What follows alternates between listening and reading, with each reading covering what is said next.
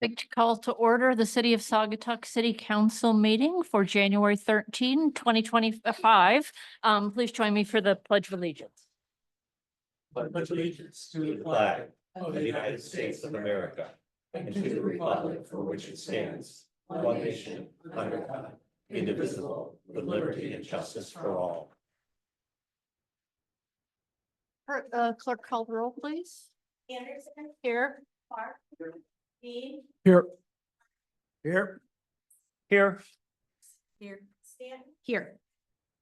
Great, thanks. Some quick comments from me tonight and kind of channeling comments Scott Dean made as mayor a couple years ago with the fires in Hawaii.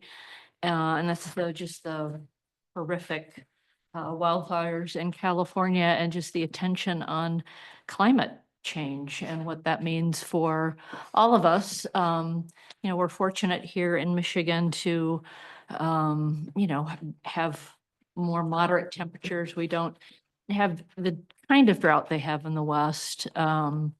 And certainly have not had wildfires like that. But it is a call for all of us, I think, to make sure that we're looking at the horizon and what we need to prepare for. And also, and part of that is people coming our way. I mean, I think states like this and areas like this are likely to become destinations. I'm certainly encouraging my family in the Los Angeles area to move out here. So anyway, thoughts, prayers, and appreciation for all of the people who are helping to fight those fires and to all of the people who are affected.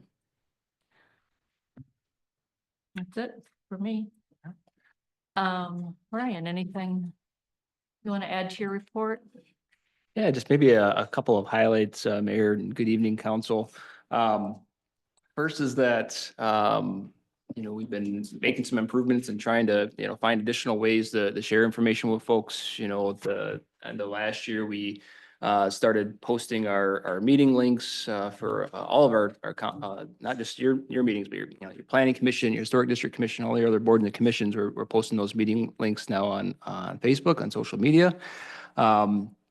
I received a lot of, positive feedback about my manager report that goes into, your council meeting packet. And so kind of new this year, want to plan on just start sharing that as a separate document to send out to the community to let them, another way to kind of help, let folks know what's going on and help keep them informed. And so we did that today. Modified a couple of things in it, obviously, that, letting folks know about upcoming meetings that are on the horizon and that sort of thing. But I've received a few positive comments so far from folks just from the initial send off. So I hope that'll be another, good piece of information. And then, we shared kind of some projects in the works information a few months ago. So we're going to do some updates on that. So I have a note. So you'll start to see some of those going back out because we have some project updates as well.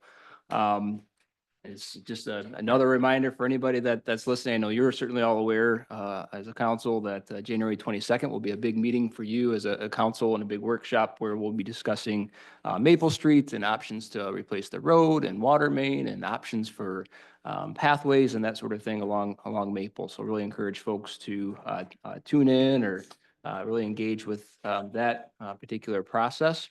And another thing that'll be in my next report, but I sent an email on it today and we did a post on the city's Facebook page. Several months back, we had a couple of scouts reach out to us that were working on Eagle Scout projects. And one of them was Anthony Carlotto, who was working on wanted to donate a life jacket loaner station at Oval Beach. And so he has finished that project. And so his father passed along some photos to us and gave us permission to use them, but it looks great. Very excited to have that for this season. He does have life jackets as well to put on it. So those are being dropped off to the Department of Public Works. And we've had some folks actually ask if they can donate some new life jackets. We'll take them. We'll need some replacements, I'm sure, as time goes on.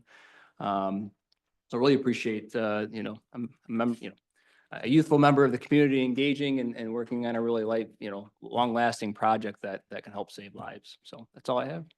Great, thanks. Takes us to agenda changes. Are there any agenda changes? All right, guest speakers? No? Okay, then let's move on to public comment on agenda items only. Anyone in the room like to make a public comment? All right, anyone online? Steve Mans. Good evening and happy 2025 to everyone. Hey, Steve, we're having a hard time hearing you. Can you? Oh, Can you sorry, hear me sorry. now? Ah, Oh, got thank it. you. Sorry. Very good. No, no worries. Okay, Steve. I said good evening and happy 2025 to everyone. Hopefully it'll be a positive year for council as well as all of the city of Saugatuck. I just want to take a minute here to Just, address, Give your name. I'm sorry, Steve Yep. Mans, 568 Wyrick Drive in Saugatuck, Michigan. I just want to take a minute. On the agenda, we have the approval for Craig Baldwin to join the planning commission. I know that you have Holly as well as Luke. I just wanted to kind of give you a quick rundown. We've been very fortunate with having 2 open positions at the end of last year to have candidates that were qualified. You know, we added AJ in November. We had 2 candidates that we had interviewed, Julie and Chris, at that time, that remained interested, and we considered them for the opening that we had after we had to accept Ann's resignation, which was very unfortunate because she was a great member of the planning commission and really highly respected within the community. So we had Julie and Chris that we had interviewed previously. Then we had 2 very strong candidates, John Ames and Craig Baldwin, both of which their kits and their resumes, or the application and the resumes, are in your kit. And when we looked at everything, you know, it's just almost like you have a wealth of resources that we were able to kind of pull from, and we felt very fortunate.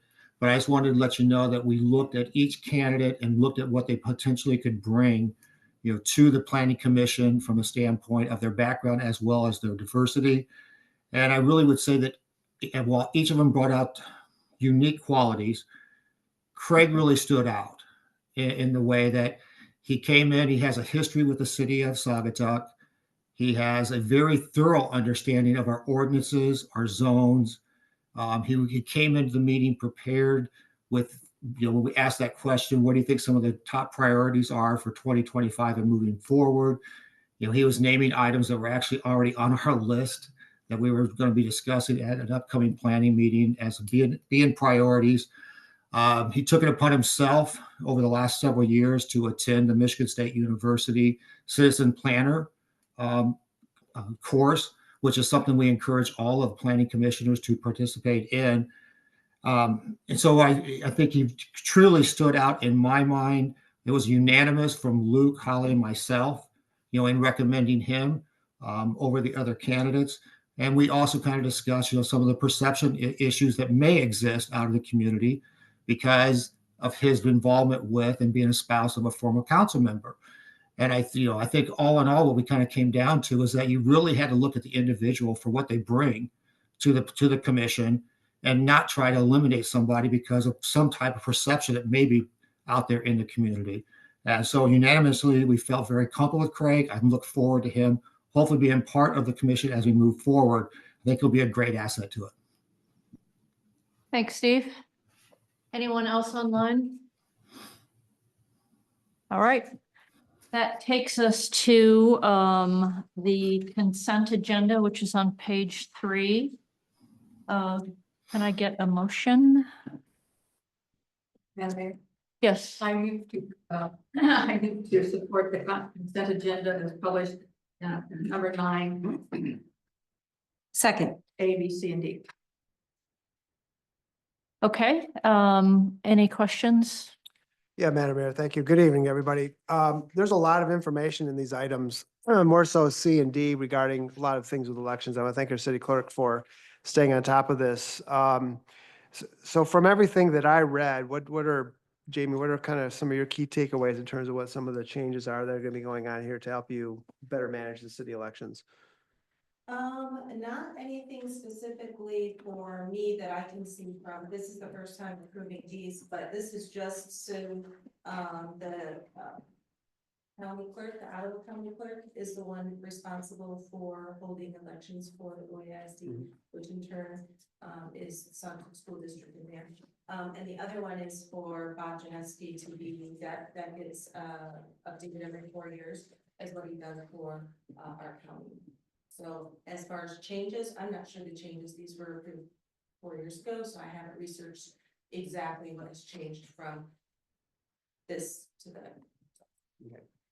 Yeah, thank you. Just, and back to item B as well. That's a yearly step that the council has to take just to comply with federal laws, that we actually have a policy at the city for the board of review in case somebody comes to the board of review and has to ask for some relief on property tax due to a financial situation, personal financial situation. And what this does is this updates those poverty guidelines for the city to be able to use during that process. And your deputy assessors online. Yeah, Great. Don, do you have any comment you'd like to make on that? Did I explain that correctly, Don? Sorry, I didn't realize you were there. No, it's quite all right. You did a fantastic job. I could barely hear it, so but I'm going to say you did great. Council, hello, Mayor, hello. So basically, the poverty guidelines we put out every year. It's actually standard for every township, city in the state of Michigan to have these guidelines. To be perfectly honest, the taxpayers of Saugatuck have yet to utilize it, but you never know when there's going to be a case come up. So it's good to have these guidelines. We keep the same bar that the state of Michigan sets. So we don't raise it nor lower it. Actually, you can't raise it, but we don't lower it at all. That's been some conversation that we've had. We just haven't had any movement because we haven't had the interest that we need to do such. So what you're adopting today is our 2025 property guidelines for 100%, 75%, 50%, and 25%. With an asset test to go along with it. We do it every year. And as already explained, it's for our board of review. So we have the tools needed just in case someone does need our help and our assistance in that manner. Thanks, Thank- Don. Yeah, Don, so Russ Gardner again. I think this question was asked last year. So has there been a time that you've been serving in the position that this has been utilized by a citizen of the city? Have you ever It is had? not. And unfortunately, I don't know if we could, in this jurisdiction, it's very difficult to put a bar where someone could actually reach it. And the asset test alone would be difficult, right? The valuation of being in the city, just the day-to-day living would be very difficult to meet the test.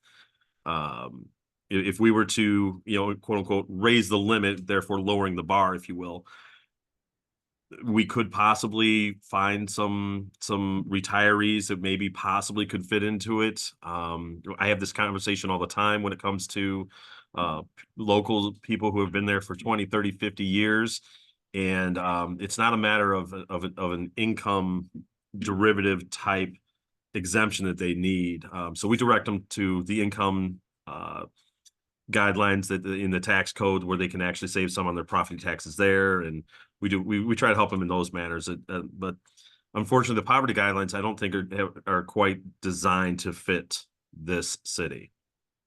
Yeah, thanks, Don. And to that point, I work in the healthcare industry and we use the same guidelines, poverty guidelines published to set charity policy. And my question is, if the city were ever to choose to do so, could it increase the limits above the guidelines? Because that's what some hospitals do to help people who may, because these are federal guidelines, of course, they're across the country and certain areas may have different needs. But could the city, if it chose to do so, or any municipality choose to actually, as you suggest, raise the minimums? Absolutely. Yeah, we can arbitrarily change those as long as we're making the quote unquote bar lower and making it easier to get into the program for someone, which would be actually raising the income levels. We could do that. Something to definitely take a look at. Fortunately for us, we actually handle many townships, counties, and cities in our business in the ASI umbrella, and we look at this all over. The only one that we've actually ever changed with success is Allegan City. We have changed that one and had some success there. The demographics are a little different in that the income levels, the evaluation for homes. So it would have to be it would have to be beyond that level to change it in order to have participants, I believe. We're certainly open to the discussion, and I think it's not a bad thing to have our ears open all the time to our taxpayers and what their needs might be. Thank you, Don. So I just want to make it clear. Councilmember Gardner is not suggesting that the city increase the income to allow people to get a tax relief. I'm just asking the question to make sure we all understand. We have flexibility here if we want to use it. This is correct. Great. Thank you. Anything else? All right. Clerk, call the roll or call the vote? Yes. Yes. Yes. Yes. Yes. Yes. Great, thanks. Takes us to staff reports, boards, commissions, and committees. Starts on page 35. Ryan gave some additional highlights from his report. Anything else, Ryan? Or anything on the treasurer's report you want to highlight or? Oh, Yeah. I'm sorry. Yeah, thank you. I was out at the beach a couple times this weekend and there's 30 plus Oh, I heard cars it. on You said Saturday board that I review. counted that are That's the only words fishermen I fishing heard. over back on Oxbow. Mhm. I suggest that we take a look at getting some Wi-Fi signage out there to inform, because if there's a medical emergency or if there's something that happens out there, we want to make sure we encourage the use of that if they need it. So I would suggest we take a look at doing that for, even it may seem in the winter, may seem counterintuitive, but there's people out there. So, It's a very good idea. I don't know if the Starlink signal extends to the Oxbow, but I do know people ice fish out there this time of year. So, yeah, I think it's a great idea. Good. Anything else for Ryan? Ryan, Mayor, Chris? actually, yes, this is I was gonna do it then, but I'll do it now. Ryan, set up a whole day for Joe and I to go have an orientation as new council members, and it was absolutely amazing. The staff, the work that they do, the dedication they have, the different departments, we went to the fire department, the Cal Lake and, DPW. Mhm. The expertise and, just this feeling of community was absolutely wonderful. Ryan, thank you so much, and thank you, staff, too. Thanks for mentioning that, Chris. I was going to wait and throw my comments in at the end, but I'd like to echo Council Peterson's comments. That was an amazing day. We have an amazing staff. Ryan, obviously your leadership comes into play and, across the board. And it's just, I was humbled by the experience to see such talent in a small town and absolutely amazed at the dedication these people have. So, well done to the entire staff, all of our support networks around the city as well. Thanks, Greg. Yes. And just Steph. one last thing in the manager's report. Once again, I just would like to flag what a good job staff have done. And I think all of us in the council have done over the past few years. We've increased our net position by $1.5 million over the previous year. In fact, we doubled it over the previous year, which was roughly $750,000. And we even surpassed the 2022 budget by a great amount. That was 1.2 million. So year on year, we've continued to add a surplus to our general fund. And I just think everyone deserves a pat on the back for that. Thanks. just to add on to that, I did, thank you, Councilmember Dean, for mentioning that. I did ask at the workshop that next year, we actually do that audit presentation at a council meeting as opposed to a workshop. Yep. So. Got it. Okay. Anything from the treasure, anything to add to the treasurer's report, Ryan? Or call out? Happy to answer any questions I can on any of the staff reports. If there's something I can, I'm happy to bring it back to staff member. And I do want to just thank, publicly, I appreciate Chris and Joe, it's a long day too, and it's fast paced and I know it's, Good coffee and donuts. yeah. I appreciate your engagement, but it does take it takes a team and I really appreciate, the fire department having us out and Cal Lake having us over there to talk about their operations and show us things. And and in each department head takes time to kind of put some materials together too. And everybody, really had really great feedback and appreciated being able to meet with each of you. So thank you. Yep. Great. Any questions for the clerk about her report? Yeah, Madam Mayor, one quick question. And I talked with Jamie just before the meeting about this. When I was on the website last night looking for some information, there was a 404 error, which essentially means that there wasn't a link existing where I was going to look. So, and she explained what was going on. But I saw in a report, continuing work redesigning city website. So I wanted to just a real quick update in terms of what's being updated. Just, is it to make it easier for? Prime example is if you look at the boards and committee web pages, like city council, for example, all the meetings were in these big blocks of white, like here's everything for 2024, 23, 22, 21, and it was just one big, long running web page with, some kind of unorganized, and it's hard for people to find things like the meeting dates or the meeting videos or meeting minutes.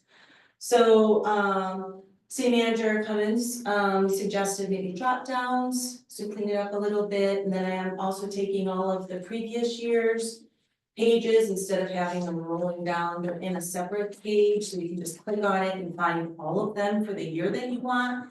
So, using some infographics, some more simple, simple ways for people to find things. So I'm trying my best to tell you, like city council says, like under construction right now, so you're clicking on things that are broken because I'm moving them around. And we're gonna do them for the rest. Short-term rental page is done, trash and recycling is done, council is almost done, Sarah's working on planning commission, HDC, ZBA, those and so forth, but just trying to make it easier to maneuver for people to find things, that's all. I get comments from people, it's difficult, so we're just working at it as we go, and so anything that you can suggest, welcome feedback, I really appreciate it. Yeah, my suggestion would be, and I would like to, and I'll bring this up at the session on the 24th, is I think the city should engage an outside service to assist us with this. I think that I mean, we've had discussions at our workshops in the past about this, and I really think that we should be spending some money to have some help, outside help. Thank you. Would you, I think that's just something we should do because our website just needs it. So, and that's no disrespect against the efforts of internal staff to do what they can with it, but I think we need to go. I think we just need to go to the next level with it, so. I stumbled upon some of the changes this morning and they look great. So, thank you, Jamie. Any questions on the planning and zoning report? DPW? Police or engineer?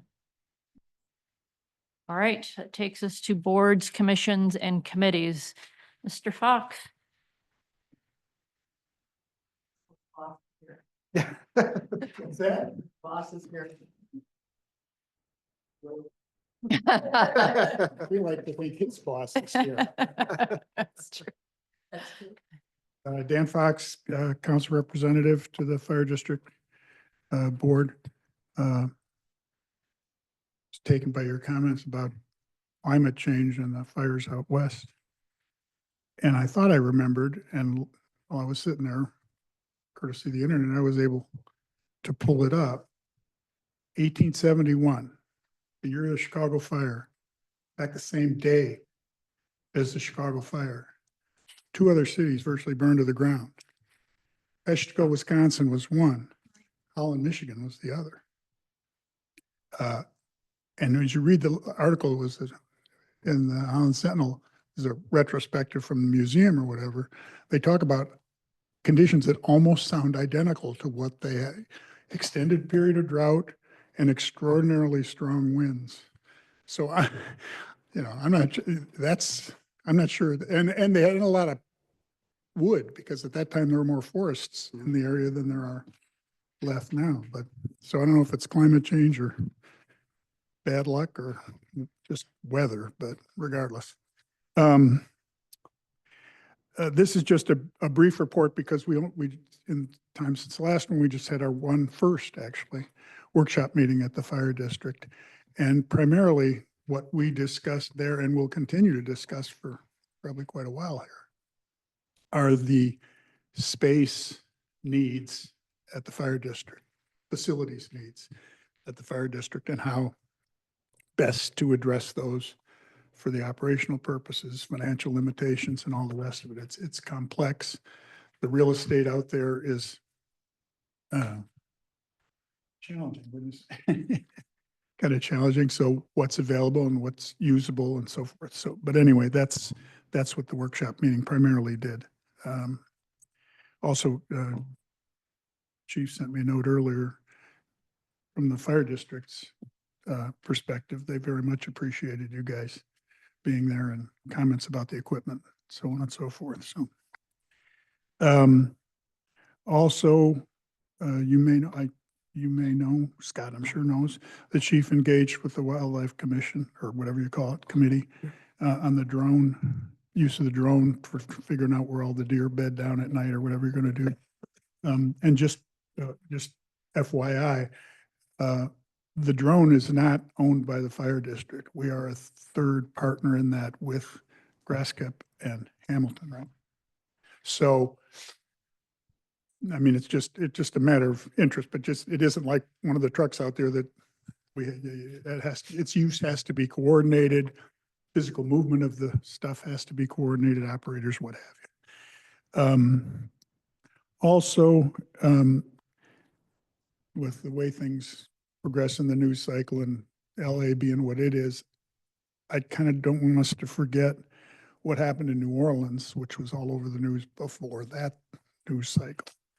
And in that regard, wanted to ask you to think about possibly creating a committee of some sort, maybe a multidisciplinary committee, AYSO, engineers, DPW, fire district, and so forth, to address this whole issue of parade security. That's a broader issue than simply blocking streets, but it certainly includes blocking streets. And try and figure, as I say, with a multidisciplinary look, what makes sense for this community from people who know the community and know what's available, what's not available, and so forth.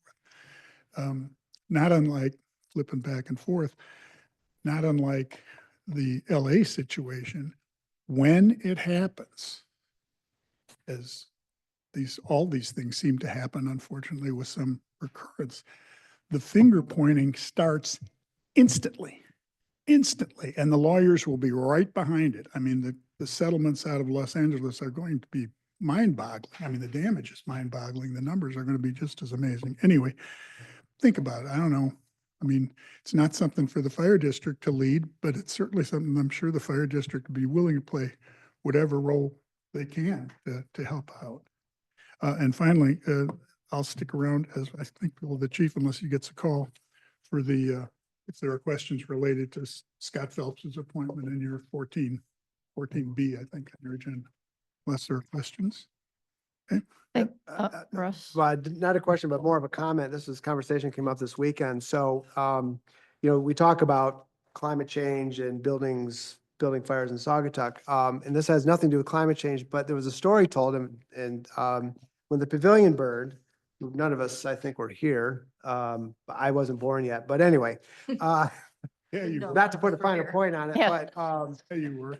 I was gonna say. when it burned in Do the math. yeah, I think you Yeah, were. right. No, when it burned in 1960, it was a day where the wind was blowing from the east to the west.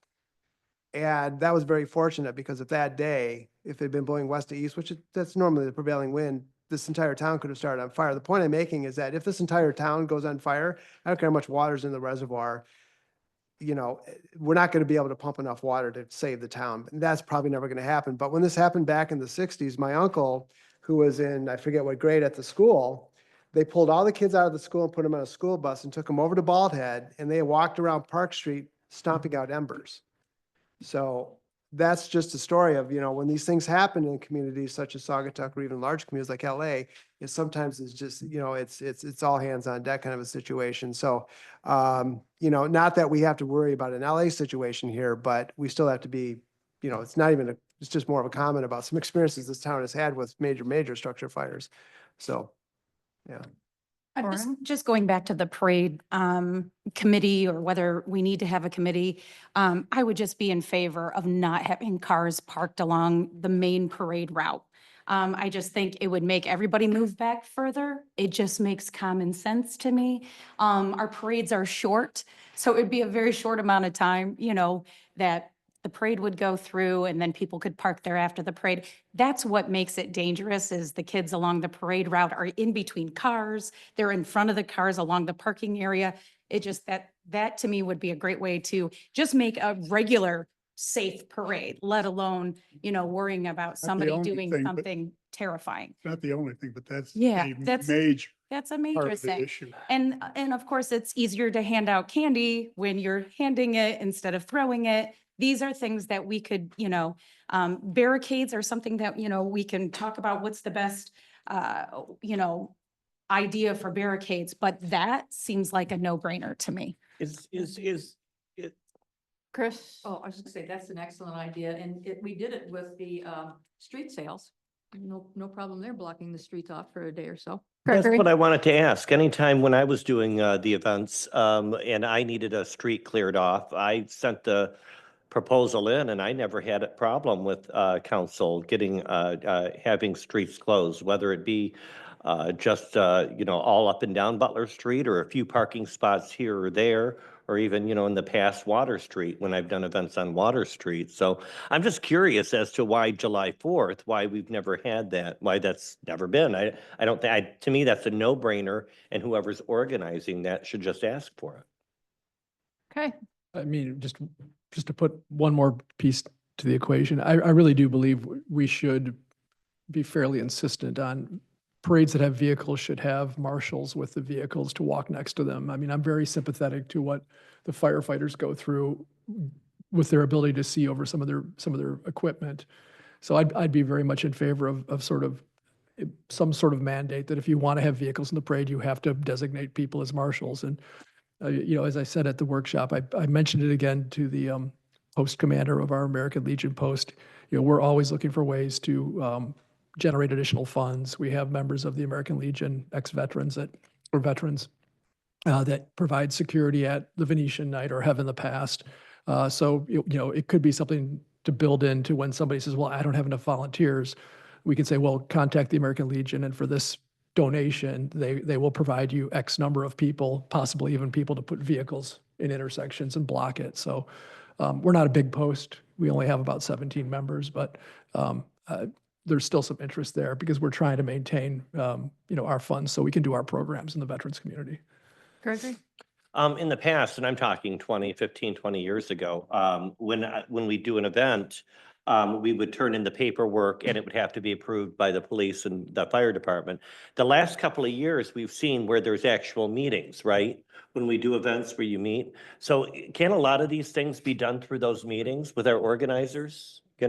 Suggestions that, I think, like I said, like the no parking, that's a no-brainer. I don't know why we need a committee for that. Right. But I mean, a lot of these things, things that you guys can suggest when you're sitting down to meet with them. I know, it's been at least the last 2 or 3 years that every event person now has to sit down. You guys all sit down and have a meeting now. So I think that's a big accomplishment so far.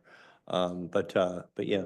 Standards will help that as well. I mean, having clear standards that, put up the signs, it's commonly done. Yeah. Paper signs on the trees and whatever that say 2:30 to noon or whatever, 10 o'clock or 10:30, whatever, no parking. Cars will be towed. Right. Guess what? Everybody will move their car and it'll be not a big deal. But all of those procedures need to be firm and in writing, and not subject to negotiation in the course of getting permits and all the rest of that, as has sometimes happened. And quite honestly, sometimes you get to the morning of the parade and it's like, oh, we know we were supposed to have this, this, and this, but we don't. You got people lined up, whatever, what do you do? So it can be challenging. You're not going to be the one, I'm not going to be the one that stands up there and say, okay, cancel the parade. I mean, if it's, so standards, setting those standards, and that's why I say the recommendation is for a committee to do just that. Mhm. And particularly, I mean, you mentioned you're absolutely right about the cars off of Butler. Absolutely right about that. The issue of safety, what you saw in New Orleans, there was a police vehicle blocking that street, and the guy drove around it, up on one wheel onto the sidewalk or whatever, and then went about his business. the idiots learn from this stuff every single time. You have to be, I mean, we need to address those kinds of concerns, and they can be addressed without spending a gazillion dollars, so. anyway. Right. Thank you. Thanks, Dan. Thanks, everybody. Okay, Dan. All right, Gregory, Urban Board. You know, I want to thank our clerk for being so good about the minutes. I briefed everybody about our last meeting at our last minute. So if anybody wants to know what's going on, you'll see ridership is up and all of our updates. I think you do a great job with that. So check that out in the packet. Our next meeting is going to be coming up on Wednesday, the 22nd. And so that's a busy day for me. Yes, I bet. Yes. Thank you. Anything from, Cal Lake Sewer and Water Authority, Ryan, that I don't think we They have a meet report. tomorrow. We Okay. just got their packet. I was just actually before your meeting looking at it, but I'll make sure and get that forwarded to you Great. as well. Yep. All right, and nothing with the, you I did a little do. bit of an update. Okay. I talked to one of the other members, and the meetings will be held quarterly, but they're not scheduled yet because November meeting was canceled. There wasn't a quorum. And so at this point in time, nothing is scheduled, but they will be a quarterly meeting, not a monthly meeting on the second Tuesday. Great. Chris, if, I was wondering if you could bring up maybe at the next meeting, when they put out the buoys, I'm wondering if there's a way to flag the very, very shallow areas of Kalamazoo Lake.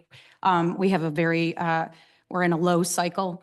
And last year we had a lot of big boats getting stuck and it cost them thousands of dollars to get pulled off the shallow areas. I'm just wondering if that's a question that we could ask the people that put out the buoys, if there's a way to indicate that, you know, you know where it is. It's like the area right across from Red Docks. So, yeah, thanks.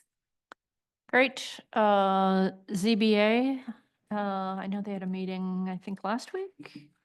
Yeah, they didn't have any actual like formal action items related to cases. They selected chair and vice chair for the year, which I understand. I think will remain Bob Kabajiak for the as chair and Jim Balk as the vice chair. They set their meetings for the year and then went over their annual report. So both the planning commission and ZBA chairs are being invited to a meeting in February to kind of present on their annual report. Terrific. Historic District, Russ. Yeah, we met last Thursday. We had a few new items for discussion. I'll go through those. 333 Culver, which is a garage door replacement. Those are the condominiums that are right across from the SCA. So just for full disclosure, John Canarsa and Tim Straker and also Keith Patterson. yes, Yeah. all live there. So there was some discussion with the attorney at the meeting in regards to the action on that. And it was determined that they could participate and vote. So that was run through. 611 Lake, which is actually down the street, right across this, right next to the Old Pike site. They requested a new pool and spa on the water side of that building. That was reviewed and approved. 880 Holland, also known as the Southerner, came to make a presentation regarding an addition to their building, which was approved by the Historic District Commission. Also, they're going to be updating some of their fencing, so some discussion regarding some of the appropriate fencing and so forth. It was a good meeting. Everything that they asked for was approved, and there were some recommendations made about, again, the choice of fencing going forward. And also, we were talking about our 2024 goals, and there's a couple of things I want to discuss here. Just to kind of bring everybody up to speed. We've asked for any recommendations from council in terms of any policy from the historic district that the council would like to see the historic district tackle in the coming year. So if you have any ideas, please talk to me. Please talk to the city manager or talk to the zoning, talk to Luke if you have anything you want to bring to us. We're more than open to discussing any ideas you might have about the Historic District Commission. Let me get to the goals here in a second. They're at the very tail end of the report. Bear with me here for just a moment. Almost there. Take your time. Yes. Mhm. So a few things that we're going to be working on in the coming year that we've identified as being goals for the committee is to focus on let me back up here. So our purpose statement, which we've actually, that's been in place for a while. We're going to be working on helping property owners understand exactly what it means to be in a historic district. And working through the realtors to make sure that that's communicated clearly. That does come up occasionally where someone may purchase a home and not realize they're in a historic district, and that has its own set of levels of requirements and rules. And it's nothing onerous. It's just a matter of making sure people are aware of that. Also recruiting new commissioners who are diverse in skill and approach. That's something that we're actively working on to make sure people feel good about applying and becoming a member of the commission if we have an opening. We're also looking for ways to continue to improve our skills as commissioners. Something that's actually kind of fun is when people come in front of the Historic District Commission, a lot of it's pretty straightforward, but there are some projects that come to us that really the property owner or the builder comes with some really neat ideas. And so what we want to do is we want to try to reward them for that. So we send thank you cards to all the applicants, which is kind of cool. We sign it and we say thank you very much for coming to our committee meeting, and also just kind of build goodwill and community fellowship regarding the Historic District Commission.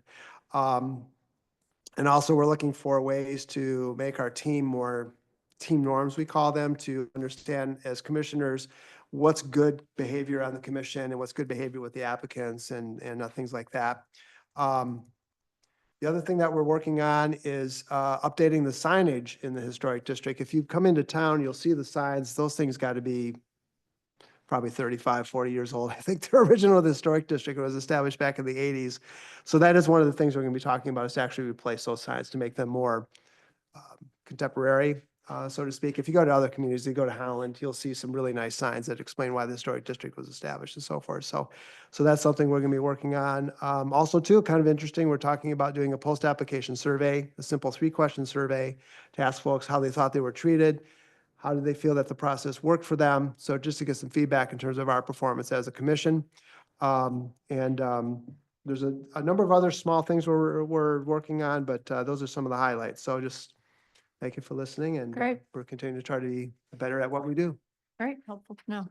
So. Yes, Gregor. Russ, you talked about signs. What, like the Saugatuck signs coming in, If or? you come in by the Southerner, if you Uh-huh. come right around on Holland Street there, you'll see a Saugatuck Historic District sign. Right, That thing is probably 40 years old. oh, right. So we're going to update those. So the historical signs. okay. Yes, yes, just signifying where the borders of the community, borders of the district are.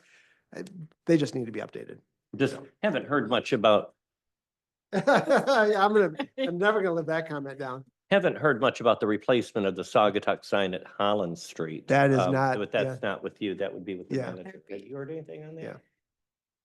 I think the last discussion that we had at the, the council level is whether or not you wanted to replace it, or if you wanted to, kind of undertake a broader sign refresh discussion throughout the city. Since a lot of that signage kind of matched the look and feel of some other signage that we have, such as, Cook Park out here and in other areas. I think the workshop discussion that you had previously was that you wanted to kind of have a broader sign and branding type Right. discussion. But it's not really a prioritized project at this point, so I look forward to your priorities here in a couple weeks to see Okay. if you want us to spend some time and resources, and then that'll probably take some budget to work through some design options and probably a separate, whether it's a separate committee or referring to some sort of committee to really kind of dive in and have be a sounding board on that might be something for you to consider as well. So, I didn't mean to segue like that. I'm just getting a lot of questions about it. yeah, good questions. Yep. Yep. Yep. Township's still supportive of us having a Saugatuck So sign? far, so far. Yep. Okay. Yep. And the last conversation we had was where they were willing to, partner on discussing something for that Cool. area. So. Okay. Great. Planning Commission. We have our meeting Thursday, so have a report in our next council meeting. Excellent. Yes, ma'am. A couple of comments. Luke did a very nice job talking about the planning commission and all of the issues going on. One of the things that came up though was that a person who'd had a certificate for like 10 years missed the deadline by a day. And there's no grace period or anything. And I don't know if there's going to want to be, but also I had talked earlier about looking at the appeal process, generational transfers. And so possibly I'd like that brought up, for sure brought that up at our strategic planning to Mhm. see at what point can we look at the STR rules and see if there's anything that that's happened since they were passed that maybe could be more user friendly. Thanks. Thank you, Chris. I brought that up at our workshop and I appreciate that conversation to keep going. Yeah, on that question, I had someone ask me today, was that particular property, was it a private owner or was it a other party that owns the property that was delinquent on the application? Do you know? I'm not sure that I have all the Okay, details on just- that. I know there's a couple of examples out there. Okay. I'm aware of one change of ownership scenario that we're working through. But I could. Yeah, I've just, Yep. that was asked of me today, so, and I didn't know the answer. Yeah, and I don't know that it makes a difference, but it was just a question that was asked.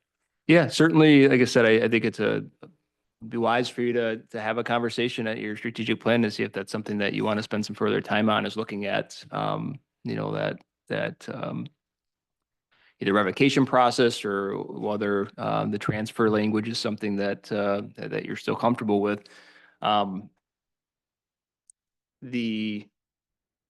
You know, at least to try to get ahead of or inform folks as much as we can, you know, because we've anticipated that some folks, just working with this program for the last, couple of years, aren't always timely with their applications. And so we've sent emails to all of the local short-term rental owners and their local agents to let them know. And then we actually sent a separate letter recently and followed up with that, just trying to really inform folks and really highlighting that, hey, please pay attention to those dates and telling them how to look up that date on their own. It's also on their license and certificate. And then and Luke actually just today I was talking with him and he indicated that he has had several phone calls with folks kind of double checking dates and that sort of thing, which is great. We welcome that. We're happy to help, let folks know and help keep, they can keep track of that. But yes, very, very important that they pay attention to those deadlines. Yep. So you did too. Okay, perfect. So And how far in advance of the expiration of your current certificate can you apply to get or re-up? you have to apply more than 30 days. More than prior 30 to days in it. advance Yes, of, yep. okay. Because Yep. that was another question that was asked of me today. Yep. So. Okay, PPW. Yeah, our meeting this month will be January 21st. I had a conflict the following week, so we are moving it up. So there'll be announcement that we're moving the date up. Again, the chair and vice chair will be chosen, and we'll just, be discussing some ideas on what the new year looks like for us. Also knowing that we'll wait on city council's direction on what our priorities are. Madam Mayor? Yes. I finished watching, or I didn't finish, I watched the December 9th Park and Public Works Committee, and there was quite extensive discussion about the donor who wants to do something with the basketball courts. So I went back to try to find out if that was ever put before the city council. They said, I think Ryan said that it came to him first. And then I'm not sure if it went to the city council or did it go right to the committee? And if so, is the committee was talking about going back to the donor and asking them to options for different things for the donor. No committee members talking to the donor. No, because we don't have. We haven't discussed. Okay, Yeah. so that's one thing I think we also need when we look at strategic planning, is people start seeing that they have this availability to maybe do something wonderful for the community. But there should be kind of a process somewhere in place of how to do that so that we can, like we have two people that suddenly decide they want to put benches in out at where the tree is. How do we determine that? I mean, there should just be a little more structure. Thanks. All right, get back to my agenda. Tri-community non-motorized trail studies, yeah. Yeah, there is a meeting with MDOT, the township, tribal interest tomorrow. Manager will be there representing us. We'll learn more and then we'll reconvene. Just once again, we, continue to work diligently to make sure everybody's comfortable with the project. But there are some sensitivities that we need to be mindful of dealing with some very important constituents. Yep, okay. Sorry. Chris? After that's done, would we be able to be briefed on that, all of us, or at the next city council meeting or something, or since you're not gonna be there, but you would be able to tell us kind of what the discussion was like, or put it in a manager's report some way so we just get an idea of how it happened. Certainly. Yep. sure. Anything else? Okay. Russ and Joe, the Water System Operations Contract Advisory Committee. I will defer to Joe and Ryan. I joined an hour late. I was at work, but I listened into the last hour, so. Yeah, we had some good discussion. Got a draft, I think that came out of those discussions. A new draft contract came out, what was it, this morning, yesterday? I haven't had a chance to look at it yet. But essentially, we covered, in great detail what we thought, the ownership of the different assets of the plant out there and how that would align and kind of put it into a draft. So making good progress. I don't know, Brian, anything you want to add? No, I think that covered it. So Questions? All right, and then Wildlife Management Committee. Next meeting is February 5th. And just once again, a thank you to the fire district for their willingness to talk about some, innovative use of the drone to perhaps get a better handle on the issue. So appreciation for that. Do we have a sense of how response to the surveys are? I've been told anecdotally that it's very good. Great. There's good response. And I think a lot of folks are very much engaged on this issue based on public participation at the meetings. I think the community is very ready for this discussion. Right. Yeah. Thank you. how many, Jamie, have we had on ours? That's just for our community. Yeah. Yep. Okay, that takes us to item 11, approval of accounts payable on page 53. Madam Mayor, I'll make a motion to approve the accounts payable as presented in the amount of $952,079.44. Second. Questions, discussion? Just more of an item to add. 83% of that amount is pass-through taxes Yeah. for the different taxing entities. All right. I just had one, Okay, I yep. think it's a clarification, but I noticed one line item about plumbing fees for the Butler toilets, and I'm assuming it's Butler Street toilets, meaning ours, not the restaurant. That is correct. Yep. Thought I'd get that Yep. clarification. Yep. Thank you. I'm just curious, motor pool fund. What motor pooling? What is that there for? So it's essentially a kind of an inter-service fund that we're required to have that where we, in essence, kind of pay ourselves. So we purchase vehicles and then that fund kind of runs as its own kind of business account. And then the other departments are charged for use of those vehicles and the time and the wear and tear on those vehicles. So, Okay, so a vehicle is used for parks and rec purposes or for, Right. street maintenance or plowing. That amount of time is charged towards the motor pool fund. And we actually have to, transfer those dollars to that fund. okay, I get it now. Yep. Yep. Thank you. All right. Let's roll call vote. Anderson? Yes. Clark? Yes. Dean? Yes. Yes. Muncy? Yes. Yes. All right. No public hearings and no unfinished business, which takes us to new business. 14A, the appointment of Craig Baldwin to the Planning Commission, page 61. Mayor, make the motion. Motion to appoint Craig Baldwin to Planning Commission with the term ending July 1st, 2026. I'll second it. Questions, discussion? Madam Chris? Mayor? Yes? I'm going to be voting no on this. It's certainly nothing to do with Mr. Baldwin. It's the process. What I would like to have had would be to open this back up for a longer period of time.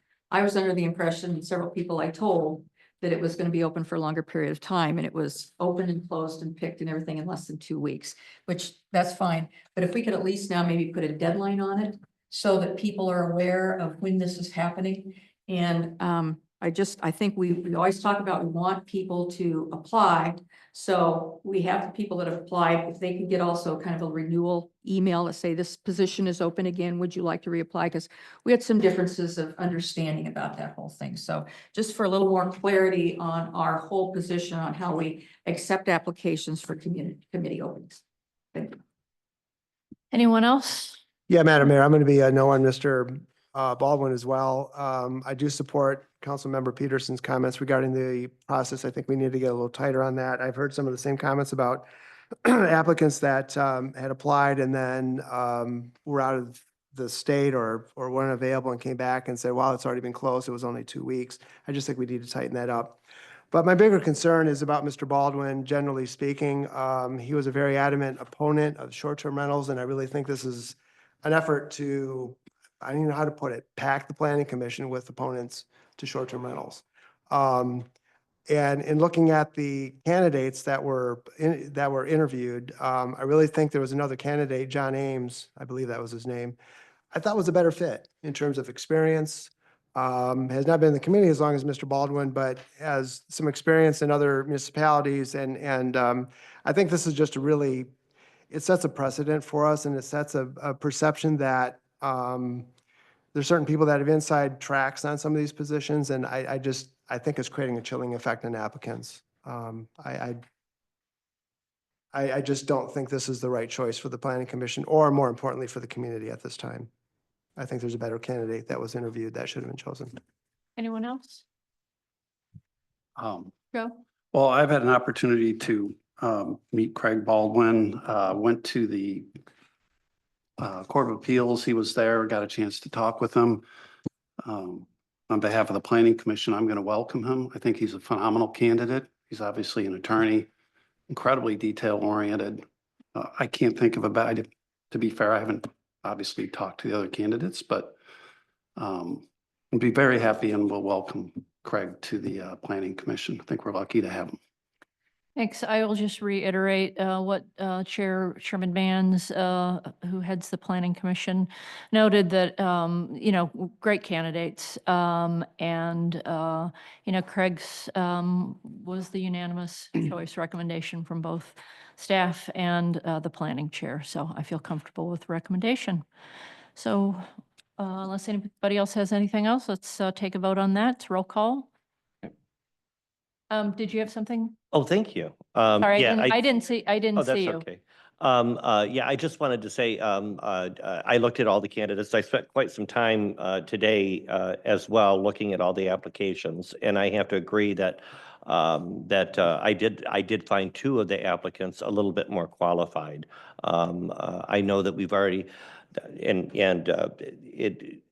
I'd like to see more diversity in the planning committee. I know that we've already got several folks that are lawyers serving now, or retired lawyers, and I think some of the other candidates brought a little bit more diversity for different perspectives. Thank you, Gregory, and I'm sorry I didn't see you. Yep. Anyone else? Okay. Anderson, Yes. Clark, Yes. Yes. No. No. no. Stanton, Yes. motion carries. All right. That takes us to 14B, the appointment of Scott Phelps as the alternate to the Fire District Board of Appeals, page 80.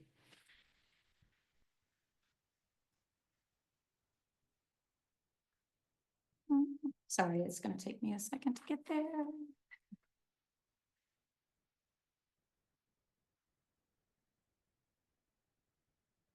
Madam Mayor. Motion to suspend the 2020 boards and commissions selection policy related to this appointment of an alternate to the Fire District Board of Appeals, and to appoint Scott Phelps to serve on the Fire District Board of Appeals as the city's alternate member. I'll second. Did everyone have a chance to read the memo?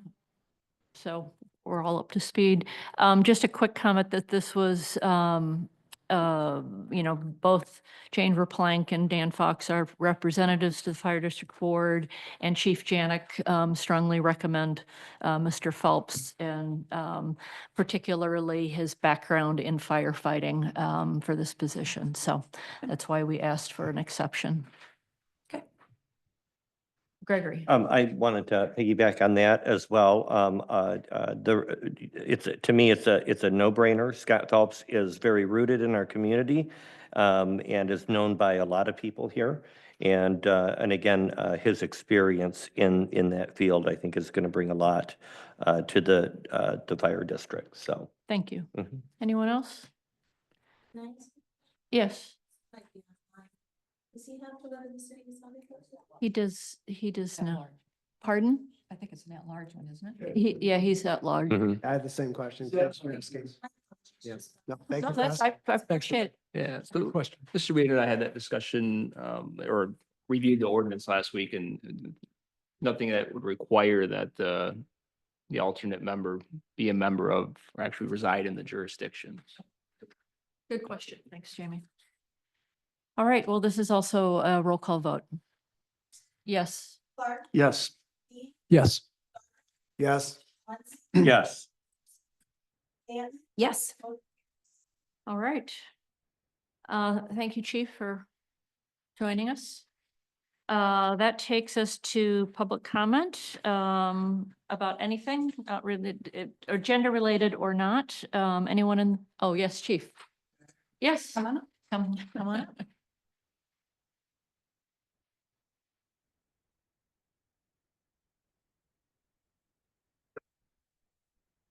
Hi, I'm Greg Janik, your chief.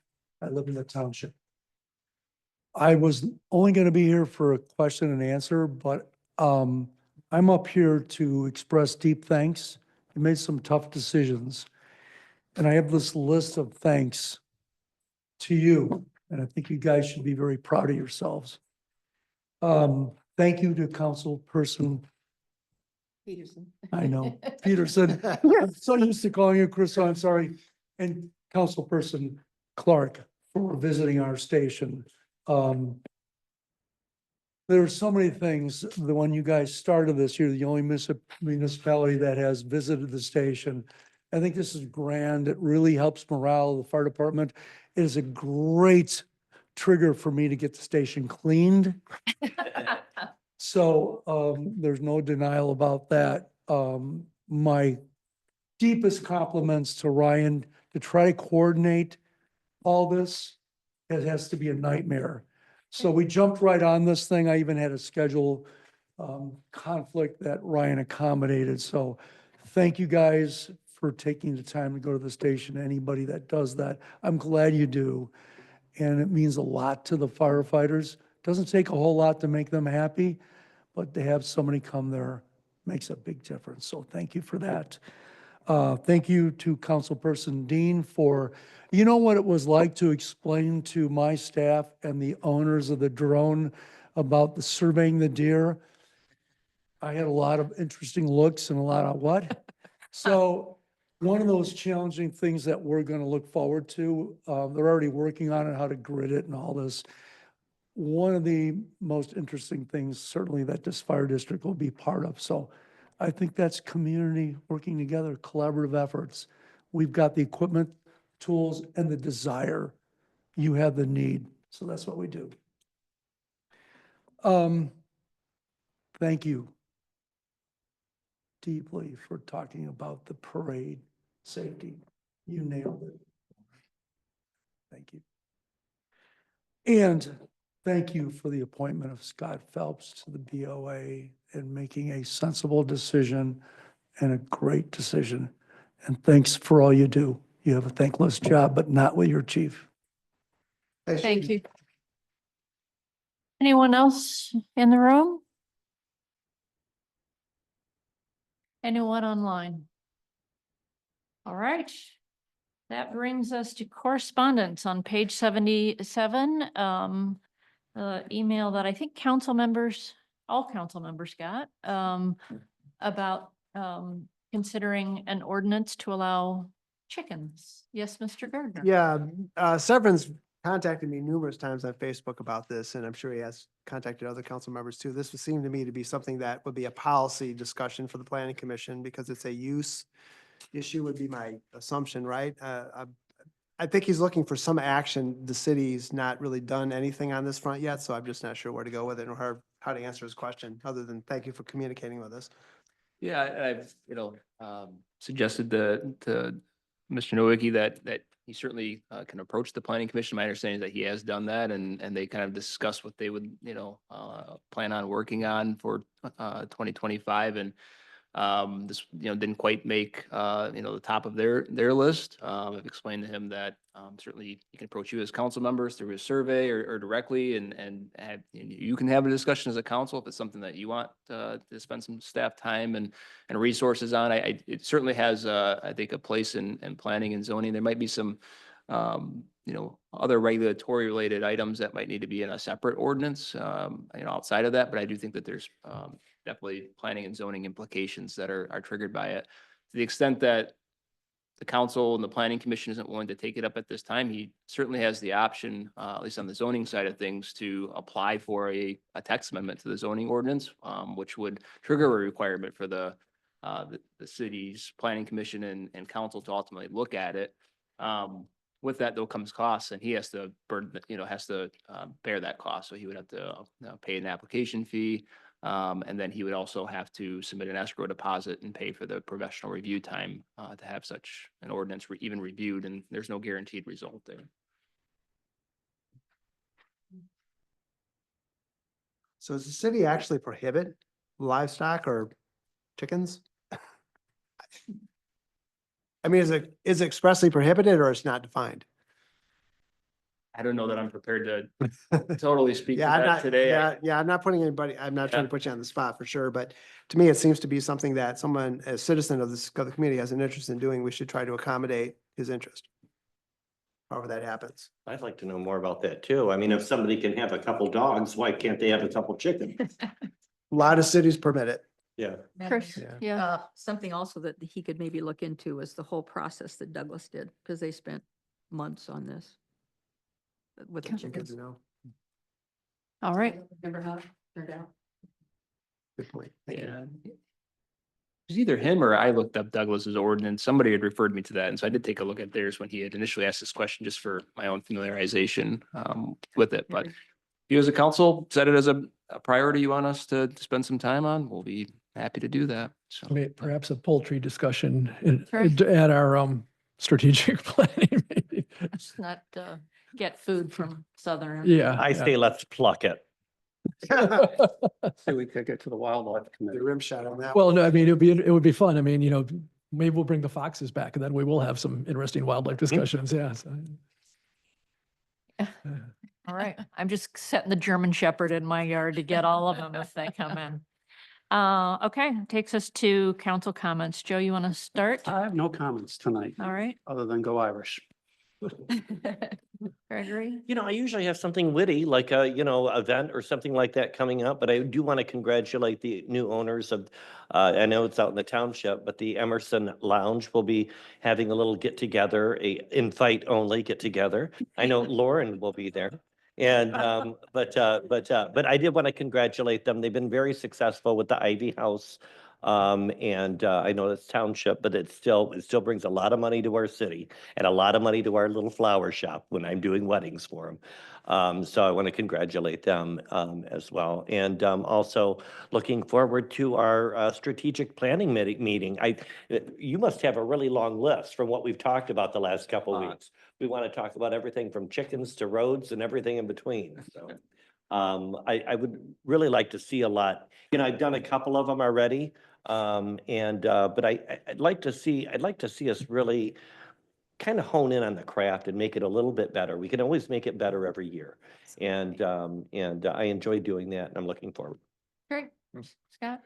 Would just like to give a shout out to the DPW team. They've been working around the clock on snow removal and they're doing a great job and it's tough work. So just a big thank you to the DPW team and everyone please be careful. I mean, they're working as hard as they can, but I think you've all noticed how icy it's gotten just with the, kind of swings we've had in the weather. And, once again, though, I think I'll take snow and ice over, what the poor folks in Los Angeles are dealing with. And I think your point's spot on, Mayor. I think we are all very blessed and lucky to live here. And I think more and more people across the country, indeed the world, are realizing what a special place this part of Michigan is. I mean, we are surrounded by something like 23% of the world's fresh water, which is quite an important resource to have. Just be careful out there. A lot of the sidewalks around town are really icy. And I don't know if that's something that each individual business owner, so many of the businesses are closed for the winter. So hopefully there's just some community effort on, salting some of those sidewalks because those were really icy coming in here. And looking forward to our strategic planning. It's always an optimistic, meeting and discussion, and it always feels like we're on the right path. And, we get to dig in and really think about our priorities for the year. And it's always a good discussion. Chris? Yeah, I want to say thank you to the city manager and the rest of the city staff on getting more communications out to our community. I think that's a lot of effort.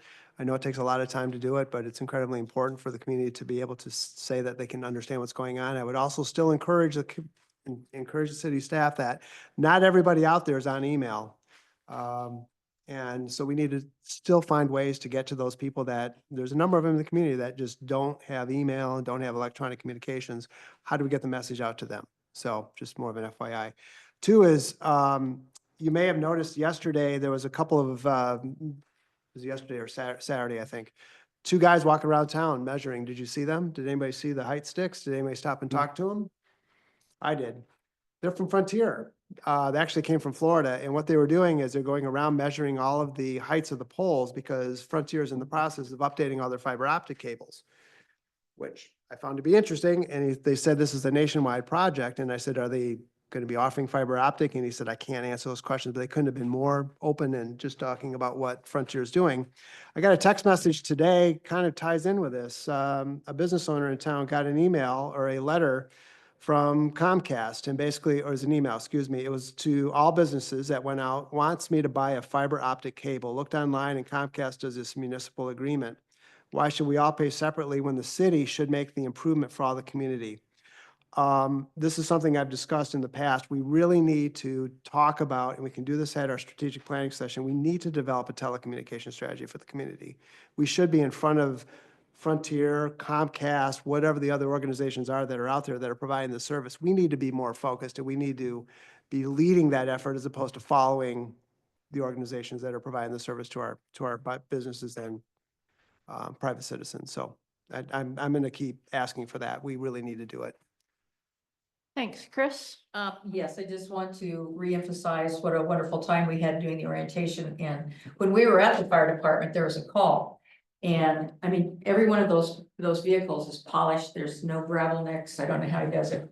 And that it went out, and the minute it came back, they had it hosed off and everything cleaned off, and it sparkles when you go in there. It just is wonderful. Then on the other side, I've had 4 requests to look into the commercial garbage plan we have. Apparently, some people said the costs have really gone up, and there's a new charge, a fuel charge that they weren't quite aware of. So I don't know enough about it to get into it, but I'll get to you and show you some of the emails. Other than that, everything's good. Great. I'm excited about what lies ahead. We're entering the year with great momentum. I'm totally excited about the strategic planning, and we accomplished great things last year, and I know we will again this year. So thanks to all of you. And with that, who would like to make a motion to adjourn? Second. All in favor, say yes. Yes. Meeting adjourned.